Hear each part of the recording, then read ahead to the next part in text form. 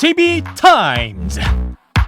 네, 더 막내 작가와 함께 시선 집중의 문을 열겠습니다. 어서 오세요. 네, 안녕하세요. 더막갑니다. 네. 창근곤님이 출근하기 싫다라고 보내주셨는데 아마 뜬 눈으로 밤을 지샌 분들이 많으실 것 같습니다. 뭐 멀리서 찾지 말고 우리 더막가를 포함해서 우리 작가진도 네. 꼴딱 밤을 샜습니다. 그렇습니다. 고생 많이 했고요. 저희 저녁 네. 개표 방송에도 차출돼가지고요. 네. 한숨도 못 자고 나왔는데요. 조금만 더 힘을 냅시다. 어쨌든 네. 역대 최저득표 차이로 초박빙 승부를 펼친 20대 대선 삐딱선 정신의 예리함을 더해서 네. JB가 아주 종합적으로 분석을 해드릴 텐데요. 예. 그 전에 촌철님들의 반응 잠깐만 소개를 할게요. 예. 정경수님, 국민은 문재인 정부 그리고 민주당에 충분히 기회를 줬습니다. 이재명의 능력을 떠나서 이번 결과는 문재인 정부와 민주당에 대한 약간 반성을 요구하는 결과인 것 같습니다. 라는 의견 보내주셨고요. 오순희님은 모두 수고하셨습니다. 이제 좋은 세상 만들어가면서 코로나도 이기고 경제도 살리고 좋은 나라 만들어가 봐요라는 의견 보내주셨고요. 0476님은 초박빙 개표방송 보면서 개표방송이 스포츠 중계보다 짜릿하긴 처음이었습니다. 역대급 비호감 대선이었지만 뭐 흥행은 최고였던 것 같습니다. 라고 보내주셨고 그나저나 예. 지상파 3사 출구조사 신기해요. 어떻게 그렇게 정확하죠? 라고 보내주셨네요. 0.2%포인트 차는 났지만 거의 99% 맞췄다. 네. 이렇게 봐도 될 것 같은데요. 일단 이 분석 들어가기 전에 이 말씀을 좀 꼭 드려야 될 것 같습니다. 내 한 표 행사를 했잖아요. 네. 나의 한 표가 승자의 표가 됐던 분도 마찬가지고 패자의 표가 됐던 분도 마찬가지고 그 모든 분들의 한 표는 똑같은 값어치를 갖는 소중한 표입니다. 네. 투표에 참여하시고 민주주의에 함께 하시는 여러분들에게 격려와 위로의 말씀을 함께 드리겠고요. 네. 자, 본격적으로 한번 선거 결과를 한번 좀 짚어보도록 하죠. 네. 가장 눈에 띄는 특징은 역대 최소 득표율 차다. 네. 이전부터 말씀을 드려야 되겠죠. 개표가 완료가 됐는데요. 윤석열 후보의 득표율은 48.56%였고요. 이재명 후보의 득표율은 47.83%였습니다. 네. 득표율 차가 정확히 0.73%포인트. 표수로 따지면 24만 7천여 표 차이가 났습니다. 네, 정말 근소한 차이. 네, 이전에 그 역대 최소 득표율 차는 1997년 치러졌던 15대 대선이었는데 네. 이때 김대중 후보가 대통령에 당선될 때의 대선이었거든요. 그렇죠. 이때 이회창 후보와의 득표율 차가 1.6%포인트였는데 네. 그것의 절반보다도 더 적은 득표율 차로 당락에 갈렸다.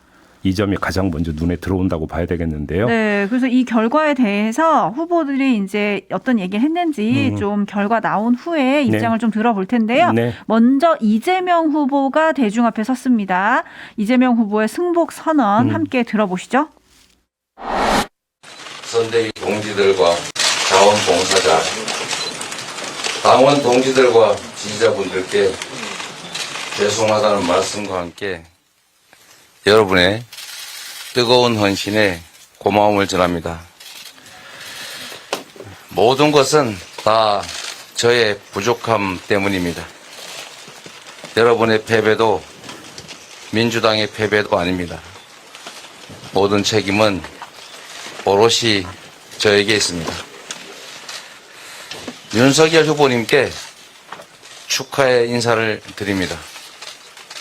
당선인께서 분열과 갈등을 넘어 통합과 화합의 시대를 열어주실 것을 간곡히 부탁드립니다. 여전히 우리 국민을 믿습니다. 우리 국민은 위대했습니다. 코로나 위기 상황에서도 높은 투표율로 높은 민주의식을 보여주셨습니다.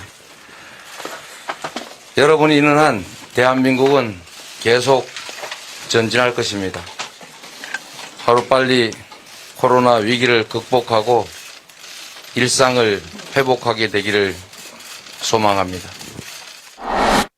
네. 네, 이민혜 님이 이제는 당선자와 낙선자가 됐지만 서로 협력해서 대한민국 잘 이끌어 나가시길 빕니다. 라고 보내주셨는데요. 네. 윤석열 당선인의 소감도 좀 함께 들어보시죠. 모두 함께 애써주신 우리 국민의힘 당직자 우리 의원 여러분께 정말 깊이 감사드리고 저와 우리 국민의힘 그리고 우리 안철수 대표와 함께한 국민의당의 승리라기보다는 위대한 국민의 승리가 아닌가 그렇게 생각을 합니다. 정말 이 선거운동을 하면서 많은 걸 배웠습니다. 이제 당선인 신분에서 새 정부를 준비하고 대통령직을 정식으로 맡게 되면 헌법 정신을 존중하고 의회를 존중하고 야당과 협치하면서 국민을 잘 모시도록 하겠습니다. 국민의힘과 국민의당이 빠른 시일 내에 합당 마무리를 짓고 더 외연을 넓히고 더 넓은 국민들의 지지를 받고 국민들의 고견을 경청하는 아주 훌륭하고 성숙된 정당이 될 수 있도록 함께 노력하고 저도 많이 도와주시기를 부탁드리겠습니다. 미흡한 저를 이렇게 잘 지켜보고 성원해 주신 국민 여러분께 감사드립니다. 제대로 잘 보답하겠습니다. 네, 감사합니다. 네. 당선자와 낙선자의 목소리 이제 직접 들어보셨는데요. 네. 이 선거 결과에 담겨 있는 중요한 어떤 포인트들을 좀 지금부터 하나하나 좀 추출을 해보겠습니다. 네. 먼저 이전부터 말씀을 드려야 될 것 같은데 우리는 그동안의 선거 판세를 여론조사에 기초해서 쭉 분석을 해왔습니다. 그렇죠. JB타임즈에서 한번 말씀을 드린 바가 있었는데 샤이 이재명이 있느냐 없느냐 네. 이게 이제 관심사였는데 세계 여론조사 기관의 예측조사가 있었어요. 출구조사 말고 네. 이 예측조사 결과를 보면 3 내지 7%포인트 차로 윤석열 후보가 승리하는 것으로 나왔는데 실제로는 0.73%포인트 차였으니까 네. 여론조사에 잡히지 않는 이재명 지지층이 있었다는 이야기가 되는 거겠죠. 결국은 적게 잡아도 2 내지 3%포인트의 샤이 이재명이 있었다라는 네. 것이고 선거 과정에서 이들이 제대로 수치에 뭔가 반영이 안 됐다고 봐야 된다. 이 점 하나를 좀 확인을 해야 될 것 같고요. 네. 아까 역대 대선 가운데 최소 득표차라고 말씀을 드렸는데 또 하나 봐야 되는 게 진보정당 후보, 심상정 후보죠. 네. 성적도 역대 최저였다라는 아하. 점도 봐야 될 것 같습니다. 네. 득표율이 2.4% 나왔거든요. 완주까지 했던 경우를 놓고 보면 네. 민주노동당 시절 권영길 후보가 2007년 17대 대선에서 얻은 득표율이 3.01% 이게 최저였었어요. 그다음에 2002년 때에도 완주를 한 적이 있습니다. 이때는 3.89%였는데 3.01%보다도 지금 미치지를 못한다. 그래서 진보정당 후보의 득표율에서도 최저를 기록을 했다. 네. 이 점도 함께 좀 봐야 될 것 같고요. 예, 시선집중에 출연했을 때 10%지 득표율을 얻고 싶다라고 했었는데 거기에 못 미치는 그런 성적표를 아마도 받아들게 됐습니다. 네, 이 대선 결과에 따라서 심상정 후보와 정의당도 아주 깊은 고민에 빠져들 수밖에 없을 것 같고요. 네. 그다음에 이제 평면적으로 나와 있는 출구조사 결과, 그다음에 대선 결과 말고 심층 출구조사가 있지 않았습니까? 네. 여기서 몇 가지 추출할 게 있는데요. 첫 번째는 지지 견고성의 변화상이 하나가 잡혔는데 네. 어떤 점이냐면 2017년 대선에서 문재인 후보를 선택했던 층 이들이 이번 대선에서 이재명 후보를 얼마나 선택했는가 이걸 좀 봤거든요. 네. 봤더니 모든 연령층에서 하락한 것으로 나왔습니다. 모든 연령층. 예, 연령대에서 5년 전에 문재인을 선택했던 비율과 5년 후에 이재명을 선택했던 비율을 비교를 해봤더니 다 하락을 한 것으로 나왔어요. 어허. 특히 민주당의 최대 지지층, 가장 견고한 지지층으로 이야기되고 있는 X세대 있거든요. 네. 여기서 이제 이 심층 출구 조사에서는 70년대 후반, 그러니까 1976년부터 80년까지의 40대네요. 그렇죠. 40대 후반이 되겠죠. 이들을 40대 초반. 이들을 보니까 여기서 하락폭이 가장 컸어요. 어허. 11%포인트 하락한 거로 나왔으니까 평균적으로 예를 들어서 40대에서 윤석열 후보의 지지율보다 이재명 후보의 지지율이 높았다 하더라도 그것이 얼마나 견고하고 단단한 것이었는가는 또 다른 차원의 문제다. 그래서 5년 전 문재인 후보하고 비교를 하면 전반적으로 하락됐다. 이 점을 좀 첫 번째 봐야 될 것 같고요. 왜 움직였을까요? 결국은 여기에는 일정하게 문재인 어떤 정부 5년에 대한 평가가 네. 일정하게 반영이 되어 있다고 보지 않을 수가 없는 거죠. 네. 그다음에 그리고 두 번째는 그러니까 우리가 지금 선거 과정에서 가졌던 통념이 몇 가지가 있었는데 이게 착시였다라고 하는 것들도 확인이 되고 있습니다. 지지층 가운데 중도층이 차지하는 비율을 봤거든요. 이재명 후보가 42%였고 윤석열 후보가 36.5%였습니다. 네. 그러니까 두 후보의 지지층 구성도에서 중도층 비율이 더 높은 게 이재명 후보였다. 이렇게 놓고 본다면 중도층의 선택은 윤석열 후보가 아니라 이재명 후보 쪽이었다. 일단 이렇게 봐야 될 것 같고요. 네. 첫 번째가. 두 번째, 20대 같은 경우는 4.7 서울시장 보궐선거의 경우를 둬서 거의 대부분 상당 부분이 등을 돌리지 않았느냐. 민주당한테. 이런 통념이 많이 있었죠. 그런데 20대의 지지를 보면 이재명 후보 47.8, 윤석열 후보 45.5로 나왔습니다. 평균치에서는 이재명 후보가 윤석열 후보를 눌렀다. 이렇게 봐야 되는 거고요. 네. 다만 그 안에는 이대남과 이대녀의 극명한 대립이 있었다는 점도 함께 봐야 될 것 같고요. 또 한 가지, 이 후보 결정 요인을 물어본 게 있는데요. 대부분이 70%대를 기록을 했는데 50%대를 기록한 게 두 가지가 있더라고요. 하나는 가족 논란이었고 네. 이게 56.8%, 그다음에 젠더 이슈가 54.4%로 다른 요인들은 대부분이 70%대를 기록했는데 유독 이 두 가지가 낮더라고요. 이것도 사실은 이 선거판에서 미친 영향을 그러니까 우리가 고려해 보면 우리의 통념과는 상당히 다르죠. 그러네요. 그런데 이거는 좀 이렇게 봐야 될 것 같습니다. 일단 젠더 이슈 같은 경우는 전체 평균치라는 점에 좀 주의를 집중할 필요가 있는 거죠. 만약에 후보를 결정하는 데 있어서 젠더 이슈가 얼마나 영향을 미쳤는가를 만약에 20대만 한정해서 봤다면 이런 수치는 안 나왔을 것이다. 네. 라는 이야기가 되는 거고요. 가족 논란 같은 경우도 이 가족 논란 항목 말고 또 어떤 항목이 있었냐면 후보자의 도덕성 항목이 있었습니다. 여기서 약간 중첩되게 그 응답했을 가능성을 배제할 수 없다. 그렇기 때문에 단순 그 분석은 좀 약간 주의를 기울여야 되지 않을까 이런 생각도 한번 해보게 됐고요. 네, 그리고 지금 앞서서 이대남과 이대녀의 극명한 대립이 좀 나타났다라고 예. 하셨는데 이런 예. 갈림 현상도 조금 주목을 해봐야겠죠. 그렇습니다. 뭐 어제 이제 그 개표 과정에서 많이 이제 언급이 된 것처럼 이대남과 이대녀의 지지 성향이 확연히 갈렸죠. 이대남 같은 경우는 이재명 36.3, 윤석열 58.7이 나왔어요. 네. 반면에 이대녀의 경우에는 이재명 58.0, 윤석열 33.8 완전히 극명하게 대비되는 거죠.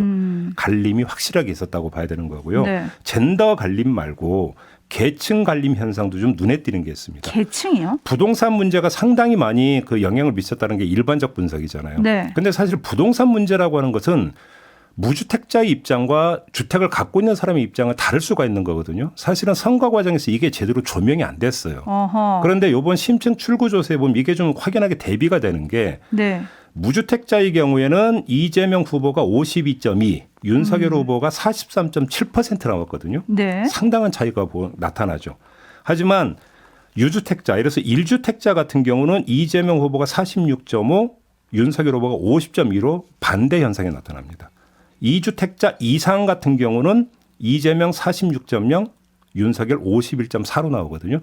주택을 갖고 있느냐 갖고 있지 않느냐에 따라서 후보 그러니까 선호가 완전히 갈렸다는 거죠. 완전히 다르네요. 그러니까 이 부동산 문제에 대해서도 주택 소유자냐 아니냐에 따라서 다르게 접근했는데 후보들이 어떻게 했는지는 모르겠습니다. 우리 언론은 이걸 놓치고 있었다.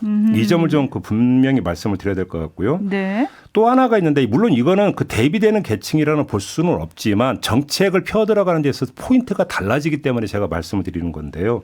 자영업자의 경우에는 이재명 대 윤석열 지지율이 46.9 대 50.9% 나왔어요. 근데 비정규직의 경우에는 이재명 52.8, 윤석열 42.5로 나온 거죠. 네. 이것도 상당한 차이를 보이고 있는 거죠. 이것이 경제정책, 민생정책을 펴 들어가는 데 있어서 포인트를 어디에 두느냐에 따라서 비정규직과 자영업자에게는 일정하게 약간 이해관계가 갈릴 수 있는 측면도 있기 때문에 네. 그래서 한번 좀 비교해서 좀 말씀을 드린 거고요. 네. 이건 이제 앞으로 윤석열 당선인이 국정을 펴 들어가는 데 있어서 상당히 신경을 써야 되는 대목이다. 이런 말씀을 좀 드리겠고요. 그래야겠네요. 마지막으로 앞으로의 관전 포인트를 몇 개를 뽑아서 말씀을 드리겠는데 첫 번째는 선거 전략이 문제가 있었습니다. 결과만 놓고 보면 윤석열 후보의 승리는 씨앗을 잘 뿌려서가 아니라 밭이 좋아서 일군 승리다. 밭이 좋아서. 다시 말해서 씨앗이라고 하는 게 선거 전략이라고 한다면 네. 밭은 선거 구도였던 거죠.